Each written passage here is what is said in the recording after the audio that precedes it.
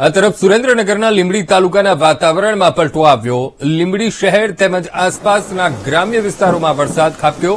લીંબડીના સૌકા, બોડિયા, ઉગલ સહિતના ગામોમાં ગાજવીજ સાથે પવન સાથે વરસાદ પડ્યો છે। વરસાદ પડતા લોકોને અસહ્ય ગરમીમાંથી રાહત પણ મળી છે। તો સુરેન્દ્રનગર પંથકમાં સાર્વત્રિક વરસાદ નોંધાયો છે અને ખાસ કરીને લીંબડી તાલુકામાં ધોધમાર વરસાદ પડ્યો।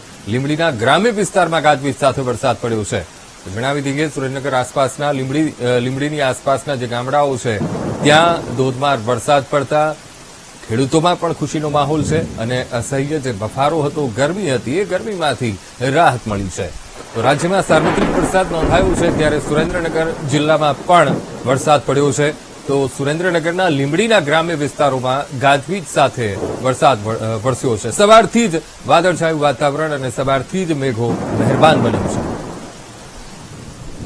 તો આજ મુદ્દે સંવાદદાતા સચિન પીઠવા ફોનલાઈન પર જોડાઈ ગયા છે। સચિન, સુરેન્દ્રનગરના લીંબડી પંથકમાં સવારથી જ ધોધમાર વરસાદ, કેટલો ગ્રામ્ય વિસ્તારમાં વરસાદ વરસ્યો? સચિન જી, જો વાત કરવામાં આવે તો સુરેન્દ્રનગર જિલ્લામાં સવારથી જ વાદળછાયા વાતાવરણ વચ્ચે બપોર બાદ અસંખ્ય ગરમી બાદ ધોધમાર વરસાદ વરસ્યો છે, જેમાં લીંબડી સહિત આસપાસના ગ્રામ્ય વિસ્તાર તેમજ સુરેન્દ્રનગર, વઢવાણ, જોરાવનગર સહિત તમામ વિસ્તારોમાં વરસાદ વરસ્યો હતો અને વરસાદને લઈને ખેડૂતોમાં ખુશી વ્યાપી હતી અને વાતાવરણમાં ઠંડક પ્રસરી હતી।